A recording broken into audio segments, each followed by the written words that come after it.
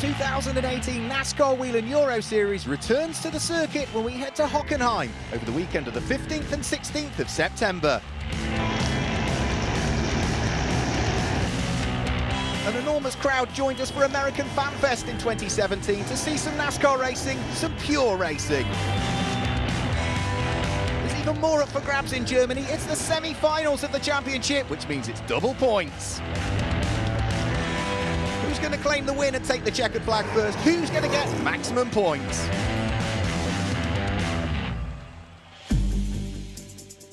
Welcome to the Hockenheimring in Germany for American Fan Fest, round 10 of the 2018 NASCAR Wheel and Euro Series.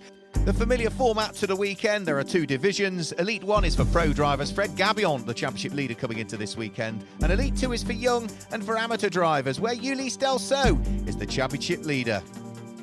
There's a good crowd at American Fan Fest cheering on their favourite driver. And that car there, Ulysse Delceau, claimed victory in yesterday's race, round 9 of the championship on this 3.7-kilometre circuit. The race is held over 17 laps, and because it's the semi-finals, it's double championship points. Well, the American Fan Fest first took place here at the Hockenheimring in 2017. Lots of Americana on show, plenty of things to keep the fans entertained. Off-circuit as well, with a mixture of radio-controlled cars, fairground rides, show and shine as well, with some classic Americana heading in towards the circuit. It's a real fun, friendly, family atmosphere. It also gives the fans the opportunity to get up close to the cars and the stars, all their heroes of the 2018 NASCAR Wheel and Euro Series, with autograph sessions, the opportunity to see the cars in the pit lane, and also for some of the guests, they'll get the opportunity to head onto the grid before the races start.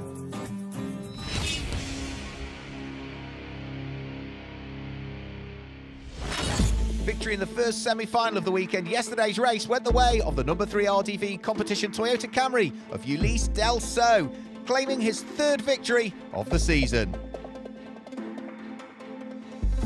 So Ulysse Delceau claimed the win. Wilfred Bussena was second, and Guillaume de Flandre was there in third position in yesterday's semi-final one. The fastest lap set in yesterday's race set the grid for today, so it's the number 3 car of race winner yesterday, Ulysse Delceau, who lines up on pole position, and Guillaume de Flandre, number 77, is alongside. Row 2 of the grid is the Knauf Racing number 73 Ford Mustang of Paul Guillaude, and alongside it's the Go Fast Racing number 32 car in the hands of Florian Venturi. It's Wilfred Bussena that will line up alongside Felipe Rebello on row number 3, and Max Lancer and Justin Kuntz on row number 4, with Tom Bonen and Maxime Pampel on row number 5. Here we go, beautiful conditions for racing. Wonderful day here at the Hockenheimring. Buckle up, we're about to go green for round 10 of the 2018 NASCAR Wheel and Euro Series. Elite 2 Championship gets underway, and as they head up towards turn number 1, it looks as though Ulysse Delceau has the very slight advantage. As they head up towards turn 1, there's contact, and Max Lancer goes off and into the barriers by the look of things. Tom Bonen spins on the exit of the corner, and I think several cars involved have to weave their way around the incident there. So Max Lancer is out. That brings about a safety car. We're about to get the race back underway after the brief safety car period. Another good restart by Ulysse Delceau. It looks so Guillaume de Flandre is going to slot himself through into second place. And it's Paul Guillaude, who's having a great weekend here, who's there in third place. There's contact by the look of things. Ian-Eric Varden, Carmen Boitschil and Pedro Bonet all get together heading through turn number 1. And that means that they should all be able to recover. But that means that Carmen Boitschil, who is leading the Ladies' Cup Championship, is now down towards the tail end of the field. Ulysse Delceau heads the pack as they turn their way round through the double apex right-hand hairpin. Guillaume de Flandre at the wheel of the Memphis Racing Chevy, not too far away. The Ford Mustang of Paul Guillaude for Knauf Racing sitting there in third place. And fourth, it's Florian Venturi with his Ford. So that's the order of the top 4. The rest of the field just filing their way through and onto the short straight, the drag strip that brings them in towards the Motordrome section of the circuit. Ulysse Delceau just looking to try and break away, but other ideas about it are the pack of cars behind. Side by side further down through the order, Gilles Linster fighting away with the number 99 car of Ave Dioda, the Indian driver that we have in the field this weekend, and off and onto the grass, looking to try and rejoin. That looks as though it's the number 51 car, is it, of Hugo Beck that's had a slight problem there. Gilles Linster runs wide at the wheel of his Cal Racing Chevy. That allows the Finnish driver Jesse Vartinen to draw himself alongside, and also slow coming out of that corner, the final corner, Sudkurve, was Gilles Linster, so the man from Luxembourg might lose a further place there as other cars gain advantage, heading down the straight and up towards his very fast first right-hand corner. Ulysse Delso still leading the race. Guillaume de Flandre, though, I've got to say, at the wheel of the Memphis Racing Chevy, new team in the championship for this year. Guillaume did claim a win for them earlier on this season, is hanging on to the coattails of our race leader. Guillaume de Flandre won the first of the two races at Brands Hatch as part of American Speed Fest. The top four probably having got away a little bit, but the lead three are absolutely still together. Ulysse Delso, Guillaume de Flandre, Paul Guillot, then the yellow-fronted car with the black tail end to it of Florian Venturi. Somebody running very wide again coming out of the hairpin. I think that might have been one of the Cal Racing cars. The leading pair, though, are over the start-finish line, flicking their way through Ravenol Curve, up towards the braking area for Bernie Eccleston Curve they will go, and Guillaume de Flandre for the first time is just showing the nose of the car to Ulysse Delso, looking to see whether he can apply some pressure to not just the race leader, of course, but the championship leader. They flick their way through turn number 3 and down the straight. This is a fight for 5th and 6th place. This is Felipe Rebello, a race winner at Franciacorta, under pressure from the double race winner from Valencia, the number 37 car, the Knauf Racing machine, in the hands of Wilfried Busenna, the 2009 Elite 2 champion. He's got the inside line as they head into the braking area. Felipe Rebello tries to brave it out round the outside to give himself the inside line for the next of the corner, and he's made it stick there. Great driving from both of them, and they're still together as they head back into the Motordrome section of the circuit once more. The Brazilian just ahead of the Frenchman, and as they now head up towards the braking area for the left-hander, Felipe Rebello is a little bit unsettled, brakes a little bit too late, misses the apex. Busenna's got the inside line. Is he going to be able to squeeze his way through? No, not quite. Felipe Rebello, by the skin of his teeth, still hangs on to 5th position. Busenna still sitting there in 6th position. And, well, they're not really slowing each other up to the degree that it allows the cars behind to catch up at this stage. Race leader over the start-finish line. Here comes Felipe Rebello again, trying to defend from Wilfried Busenna, who's got a good run this time, heading up towards turn 1. Side by side through turn 1, absolutely wheel to wheel, bouncing over the curbs. And somehow Felipe Rebello has still hung on to the position and is still under pressure from Wilfried Busenna. The two of them heading up towards the braking area for Bernie Eccleston Curve, also looking to try and join in and have some fun with them as well. That's Justin Kuntz at the wheel of the Racing Total car that sits behind, so it's 3 together now. This is fantastic racing, this is NASCAR racing, this is pure racing. Up towards the braking area for the hairpin, it is still Rebello from Busenna, from the number 46 car at his home NASCAR Grand Prix, of course. Let's not forget Justin Kuntz driving for Racing Total, a driver who finished 6th in the Elite 2 Championship standings last year, did Justin Kuntz, and he is now going to be fully embroiled in this great fight that we've going on for 5th, for 6th, for 7th position, as all three of them work their way out of the hairpin. And again, Busenna tries to attack Rebello. He's almost got himself alongside this time as they head up towards the sweeping right-hander. Again, they're side by side through the corner, and Justin Kuntz is going to get past both of them here. Rebello goes through the gravel trap, Wilfried Busenna is delayed, and Justin Kuntz picks them both off. What's the problem, he says? It's very easy to overtake, goes through and takes both of them whilst they're busy squabbling with each other. Great driving.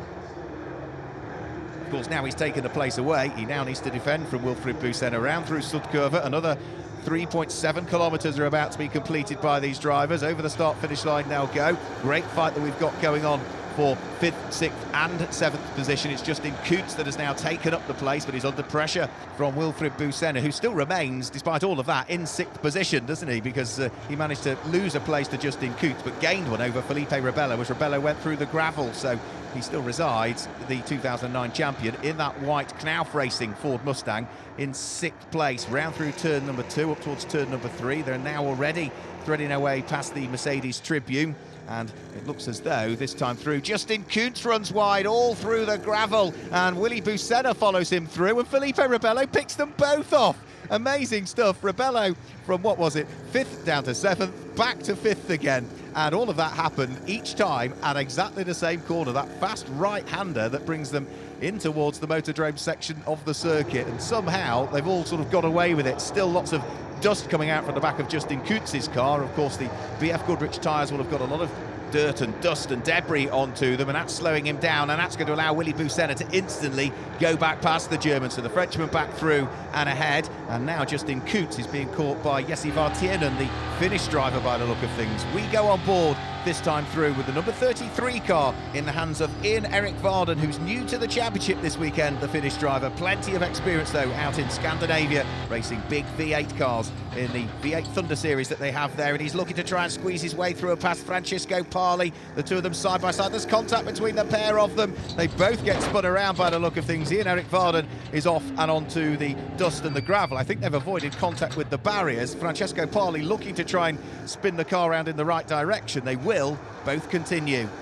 Ulysse Delceau still continuing in the lead of the race. He's got a bit of a buffer now between himself and Guillaume de Flandre, who's there in second position. Down the straight, in towards the braking area for the right-hand hairpin at the end of the straight, onto the brakes, turning his way through and into the corner. And Guillaume de Flandre looking to try and see whether he can do anything about closing this gap that exists between himself and Ulysse Delceau as they head down towards the braking area for the left-hander outside of the Mercedes Tribune. Now, Ulysse Delceau, the car there, all of a sudden seemed to move round on him, and I think it's got a puncture. It has. It's got a right rear puncture. He loses the lead of the race. This is the final lap as well. Ulysse Delceau has lost the lead of the race to Guillaume de Flandre. He's in danger of losing second place to Paul Guillaume as they head up towards the Motordrome section of the circuit. Now, he'll be fine round that corner. It's the left-hander because it's a right rear puncture that he's going to struggle on. Florian Venturi looking for the inside line. Ulysse Delceau not letting him through, and then he loses the tail end of the car. Oh my goodness me, the championship leader is off and into the gravel trap with a rear puncture on the very final lap of this race. It is going to be Guillaume de Flandre who's going to come through and claim his second victory this season in the NASCAR Wheel and Euro Series. It will be Paul Guillaume who comes through and finishes in second position, and third place will go the way of Florian Venturi, who comes through to finish in third position. What a race we had there.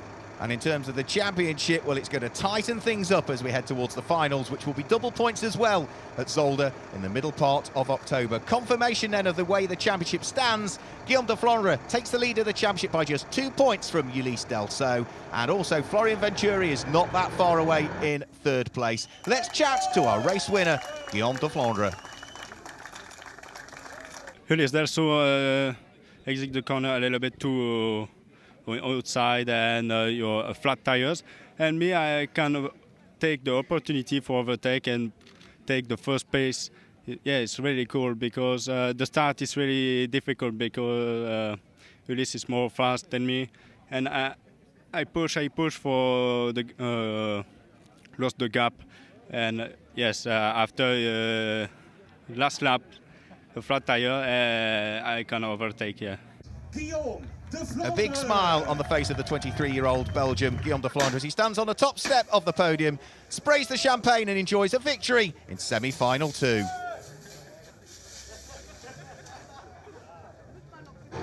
In the Rookie Cup, Florian Venturi claimed his second win of the weekend. Second was Jesse Vartienen, and third in the Rookie Cup was Pierluigi Veronese. Mirko Schultes took a win in the Legend Trophy from Jerry de Vert in second place and Erik Varden in third. The Lady Cup win went the way of Ariana Casoli.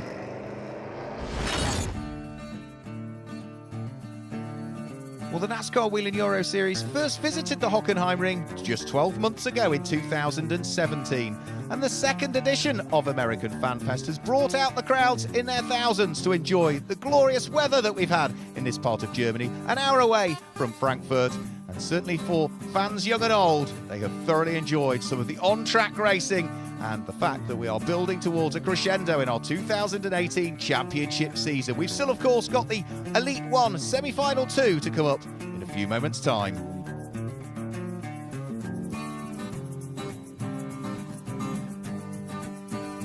The event this year was better organized and we had more people in the fan area. We had American heroes here, we had Star Wars people here, and I think the fans were very excited. The riders were very excited. The races were great. The weather was great, so for us it was a nice weekend.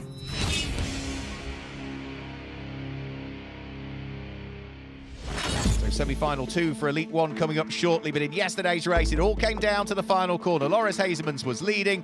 Alan Day thought there was a gap, tried to avoid the contact, spun the car and put himself from second place down to 15th to allow Loris Hazemans to come through and claim his first win in the NASCAR Whelen Euro Series. A delighted Loris Hazemans, disappointed Alan Day. Hazemans claimed the win. Mark Goossens was second, Luca Lasserre was third, and Martin Dubeck was fourth, ahead of Wilfried Busenna and Dominic Farnbacher. As ever, the fastest lap set in the Saturday race give you the grid for the Sunday race, and Alan Day set the fastest lap, so he starts from pole, looking to try and make amends for the mistake he made at the final corner yesterday. Joining him on the front row of the grid is yesterday's race winner, Loris Hazemans, at the wheel of the Hendricks Motorsport Ford. Third on the grid will be Salvador Tinio Arroyo at the wheel of his Cal Racing Toyota. And fourth on the grid was scheduled to be the Brax Racing Chevy of Mark Goossens, but that car had problems in the Elite 2 race and therefore will not be able to start. There'll be a gap on the second row of the grid. Gianmarco Ercoli and Fred Gabillon line up on row number 3. So here we go, the final race of the weekend in Germany is about to go green. Buckle up, round 10 of the 2018 Elite 1 Championship. Double points on offer. Goes green here at the Hockenheimring, and when the lights go out, which they do now, it's a good start from Alan Day from pole position. Loris Hazemans trying to go with it, but also conscious that Salvador Tinio Arroyo might sneak his way up the inside. They go side by side round through turn number 1, but it looks as though everybody has safely made it through the first corner, down the short straight that brings them in towards the braking area for Bernie Ecclestone curve. Alan Day leads. Loris Hazemans, yesterday's race winner, in second place. Salvador Tinio Arroyo there in third place. It looks as though Gianmarco Ercoli was side by side with the championship leader coming into this weekend. They're still side by side coming out of the corner. Fred Gabillon not giving it up at all at the wheel of the white and black RDV competition number 3 Toyota Camry. He's got the run on Ercoli, and both of them having claimed race wins so far this year as they battle for position. And also closing in onto the coattails of them is the Mavi supported Mishi Motors prepared car in the hands of the 2009-2010 champion Luca Lasserre, who we saw on the podium yesterday as well.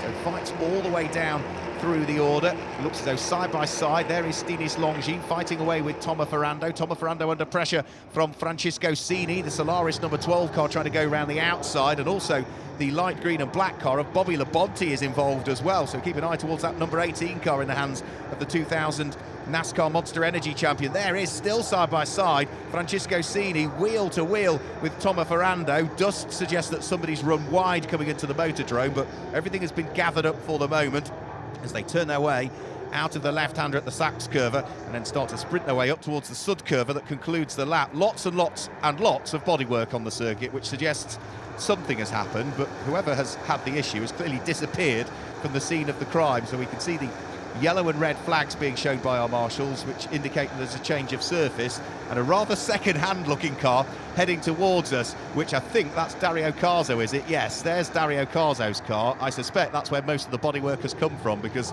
there's not a great deal of bodywork left on it. So the officials may have a look at that and decide as to whether he needs to come into the pits to get the bits of bodywork taken from that car. Alan Day under enormous pressure. Loris Hazemans looking to try and close in as they head in towards the motordrome. Loris Hazemans can't squeeze his way through though, desperate to try and claim a second win if he can. Alan Day knows full well, he admitted yesterday that mistake was his. He thought there was a gap, he knew that there wasn't going to be room, and as he locked everything up, he spun the car, and he's desperate to try and make amends for that. Hazemans runs wide, and that's going to allow Salvador Tinio Arroyo to squeeze his way through. Could be a Cal Racing 1-2 for the moment if the Hendricks Motorsport Ford can't stick his elbows out down the start-finish straight. Looks as though Loris Hazemans might have got away with that. Salvador Tinio Arroyo, though, looks for the inside line at turn 1 and goes through. That is exactly what Alan Day needs now, because his teammate Salvador Tinio Arroyo, who is not running in the full championship, is now up to second place and can just start to slow things up and allow Alan Day to break away in the lead of the race.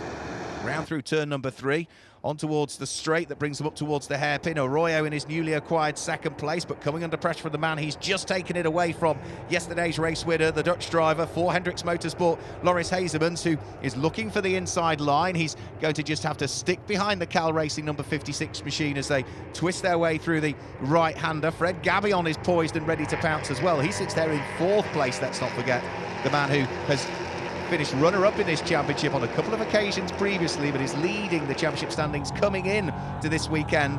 And now Loris Hazemans attacks Tinio Arroyo and is going to go through, by the look of things, up towards turn number 2, Bernie Ecclestone curve. Loris Hazemans back through and into second place. Salvador Tinio Arroyo down into third place. We've still got Fred Gabion, the number 3 car, sitting there in 4th position. It looks as though it's Luca Lasserre who sits there in 5th position, the Frenchman.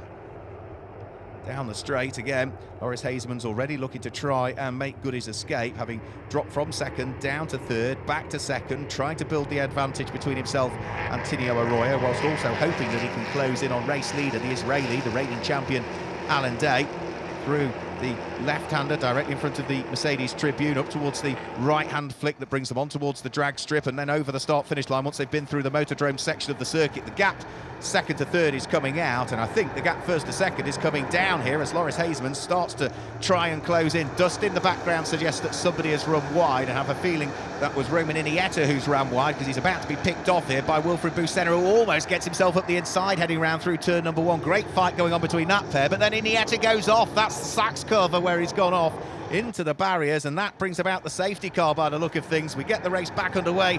Loris Hazeman's with 2 wheels on the grass as we get the restart underway. Alan Day's going to lead. Hazeman's in 2nd place. Salvador Tinio Arroyo sitting there in 3rd place as they flick their way round through turn number 1. Alan Day will know full well that he needs to get good points here. It's not just 40 points for a race win, it's double points. It's the semi-finals. It's 80 points for a race win. And Loris Hazeman will equally know that finishing as 2nd today, having claimed a win yesterday, is also going to bring him right into the overall championship mix as well, potentially. He's running side by side with Alan Day. He's got his nose ahead, but he's on the wrong side of the circuit because the next corner is a right-hander, so they break absolutely together. Hazeman will try and tuck himself back behind the race leader on the exit of the corner, I would have thought. That's exactly what he does now. The short sprint that brings them up towards the next left-hander. It looks so Salvador Tinio Arroyo is under pressure, being attacked by Fred Gabion, who makes contact with the Spaniard, rotates the Spaniard round. Fred Gabion has got away with that, but he's dropped to 4th place still because Luca Lasserre has squeezed his way through. So Alan Day leads under pressure from Loris Hazeman. Luca Lasserre is up into 3rd position. Fred Gabion down into 4th place at the wheel of his car, showing no ill effects as yet of the contact that just happened between himself and Salvador Tinio Arroyo, who is of course teammates to Alan Day. And there are problems for Gabion. Gabion's got another puncture. He's got a front right puncture. Alan Day comes over the start-finish line, chalks another lap into the book, and you'll see that the clock now shows that there is just 1 lap to go for Alan Day. He turns his way through the right-hander, looking to see whether he could claim his first win in Germany. It's the only circuit on the current calendar that he's not had a win at, Alan Day, but Loris Hazeman has got other ideas. He would desperately like to try and make it 2 out of 2, but hugely conscious, both of them will be, that double points are at stake, as they will be at Zolder for the finals. Out of turn number 3, down the short straight again, Alan Day under pressure, making sure he positions the car on the right-hand side of the circuit, which is the correct line heading up towards his next right-hander. It makes it very difficult for Loris Hazeman to do a great deal about it. As long as Alan Day is clean getting off the corner, make sure he hooks the apex, he should be good here. But Loris Hazeman is going to think that any opportunity at all is an opportunity that just might be worth having a nibble at. Round through the left-hander they'll go, up towards the right-hand flick. Alan Day is now, just a matter of a third of a lap away from claiming a victory here. This would be victory number 5 of the 2018 season. And as we say, it's the only circuit on the current calendar at which he hasn't had a win. Alan Day leads in towards the Motordrome for the final time. Loris Hazeman's right with him in 2nd place. Luca Lasserre in 3rd place. He was 3rd yesterday, Lucas Lasserre. He is 3rd today. Would mathematically, I think, mean that he's going to be possibly in the lead of the championship even. Up towards the final corner, Loris Hazeman is not going to try a move at the final corner. He saw what happened yesterday to Alan Day and will be conscious of that, so he'll follow the race leader and the race winner over the start-finish line. Alan Day claims the win in the 2nd of the semi-finals here at the Hockenheimring. Loris Hazeman is in 2nd position with Luca Lasserre and his Chevy in 3rd place. Martin Dubeck is 4th, Gianbocco Ercoli's Ford is in 5th place, and Tomo Ferrando completes the top 6. 2 fantastic races we've seen from Elite 1, and the Elite 1 Championship is beautifully set up as we head towards the double points finals at Zolder. Luca Lasserre, the championship leader, by just 2 points from Alan Day, and Fred Gabion is just a further 2 points behind in 3rd place. Loris Hazeman is only another 8 points off that. Let's hear from our race winner, Alan Day. It's a bittersweet feeling, because after what happened yesterday with my mistake, which I'm sorry for my team and everybody, I got a big hit in the championship, but I don't do the same mistake twice. And yeah, today I knew that it's not going to be easy. I'm To be honest, I'm pretty sick of winning races just from defending from others. But I knew he have a great engine and he will catch me every time in the straight line. And yeah, it wasn't easy. It wasn't easy, but it was a good fight in the end. Good fight. A rather happy-looking but equally as relieved Alan Day stands on the top step of the podium. The win is exactly what he needed after the troubles of yesterday. He celebrates in style, spraying the champagne at American Fan Fest. In the junior trophy, Loris Hazemans managed to claim top honours from Martin Dubeck in second place and Gianmarco Ercoli, who was third. And in the Challenger Trophy, second win of the season for Kanko Miura, ahead of Henry Tuamala, who was second, and third went the way of Jerry Zavert. That's all from Hockenheim. Join us from Zolder for the finals.